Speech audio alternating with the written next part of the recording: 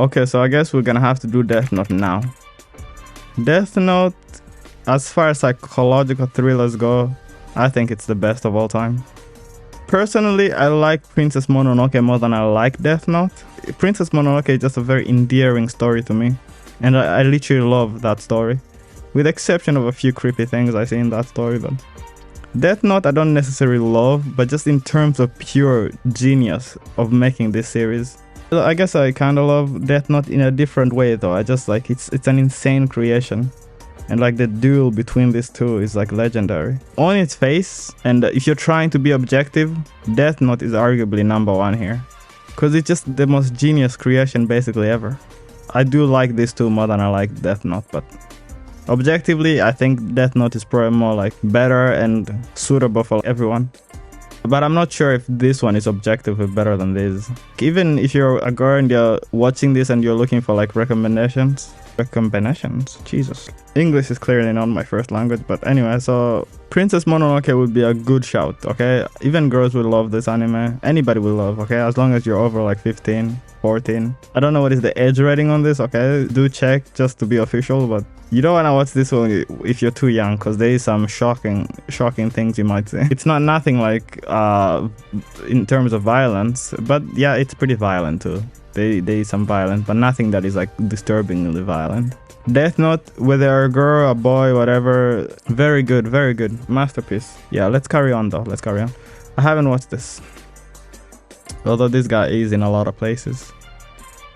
This is the Cooking Wars, Food Wars, maybe. We'll just put it there, I guess.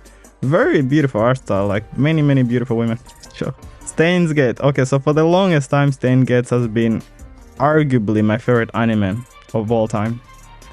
For the longest time, I have to put it above Death Note. Even though objectively, Death Note is probably more popular and it might appeal to a wider range of audiences, I have to put Steins Gate up there because, again, I watched it last like 7 years ago, so if I watched it now, maybe I might drop it a little bit, but it's gonna be a masterpiece no matter what, especially like the first season. I don't know if I've seen like the later seasons, and I've heard they're a little disappointing. And I haven't watched them simply because this anime is just so perfect to me that I don't want to ruin it by watching these other not as good things. I don't know. I love this female character. She's probably like S tier level character. Like she's up there in my top 10 most favorite characters of all time. Kurisumaki. What more can I say? I tried to watch it again like a month ago, and I didn't fail. I just wanted to watch it with like my sister, but she wasn't that interested, and she thought it seemed like super complicated, so I didn't quite get a good grasp of it. We watched only like a few, like 2 or 3 episodes, but from watching it back in the day though, like when I was watching it, I was saying this is my favorite show. But there's another show that has always been fighting for the top spot with this Steins Gate. I think this other show, I have decided, is the better of the two. But the reason why I love Steins Gate, even on my anime list actually, this is like the 3rd highest rated anime of all time. This and my other favorite anime of all time is also in the top 3 or 4 like highest rated animes of all time. I do need to rewatch Steins Gate though. I love science, as I've said. I love the physics of time especially. Like I am obsessed with time for whatever stupid reason. And Steins Gate just, you know, it explores time in a very fascinating and interesting way. And since it's like 9.3 or 9.2 on my anime list, I'm sure a lot of people even say it's a 10. And there's a few people who say it's mid or whatever, but I don't know why they would say that. They must have really unique taste. Grand Blue, this anime is like an 8.4 and 8.5, which is really rare for like a comedy anime. So I really do plan on watching this. For a comedy anime to have a rating that high is very rare. There's a lot of comedy animes that are like S tier, that have like an 8 or below, like School Prison. I shouldn't even admit that I've watched that, but that anime is hilarious. Monster. I watched this. Again, watched it like 7 years ago. I'm an old bastard. It was good. I did get S-class level of enjoyment out of it. The end was a little weird for me. You know, I'm still not sure if I understood exactly what was going on. This is one of those that will probably change a lot when I rewatch it. Could go higher, could go lower. But for now, we have Monster at S-class. Very smart and great villain, and it's a decent psychological thriller. Jojo. Which one is this? Let's zoom in a little bit. Oh, this is the diamond. Stone diamond, something diamond. I like this, you know. I liked it. I really enjoy this. It's borderline S-class level of entertainment I got. Borderline. I haven't seen this, but it's a Studio Ghibli, is it?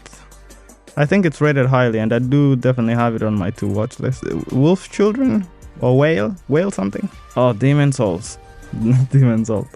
Demon Slayer. This is one of my favorite animes as well. Not necessarily like of all time, but this anime doesn't have any flaws really. Characters are brilliant, and you know, the main character doesn't just shine alone. In fact, the GOAT. Okay, let me not spoil. But yeah, Demon Slayer is solid anime, and I loved every piece of it and every moment watching it. And a fascinating villain that I thought would never ever be defeated. Demon Slayer is absolutely up here. It's next to Jujutsu Kaisen. But keep in mind, these anime are arguably S tier. I mean masterpiece tier. Like there's another anime as well that's gonna be next to this. And just this anime alone, like I love probably these old school animes more than I love any other animes on this list. But like if we're being objective though, and just like talking about how mentally stimulating they really truly are, I don't know if like most of them really like hold up to all these masterpieces, like objectively speaking. And these two are like insanely high level anime. Even on my anime list is like above 8.5. Naruto isn't, neither is this. There's one other that is above 8.5, which is weird for me. I don't know exactly why, but we'll talk about it. Kingdom rather. I watched the first season and I really enjoyed the first season actually. Really enjoyed it. But I read some of the manga, but not obviously all of it. It might still be ongoing as well. It also fell in that same trap of just the main character always shining. But even though it was so fun and I loved the main character in the start and just how cool and strong this kid was, like at some point it did become a little crazy how he was already unbeatable even by like these old legends. Maybe I shouldn't spoil, but it seemed at least like that. There's this thing where main characters in their own series are always seeming like invincible, where even Superman would not beat them in their own series. So it's weird to me. It's kind of like how in their own head, in their own ego, everyone always thinks they're like the best. Like for example, if you ever like have fantasies where you imagine yourself going to like an isekai world or even some fantasy whatever, you probably always give yourself this insane powers where you can't be beaten by anybody and you end up being the GOAT and stuff like that. I feel like some animes fall into that trap. And even though I have had fantasies like that, I don't necessarily enjoy animes that are like that, you know, where it's just like the author's basically fantasy. Yeah, it's like a very, that's why one is a genius, because he always just does it so perfectly. So my stupid brain isn't too salty. It's not a thing I'm proud of, but you know, I do want to be honest. Is this Konosuba? Oh my goodness, I love Konosuba. I love it. Maybe the funniest series I've ever watched. I just absolutely love Konosuba. See, this is like an 8 out of 10 on my anime list, but for me this is a masterpiece. I love Konosuba. Love it. Haven't seen you. Soul Eater. Oof. Okay, watching this as a kid, I got S-class level of enjoyment out of it. S-class, easy. But I'm not sure if it would hold up. But you know what? Actually, a lot of old school animes would hold up.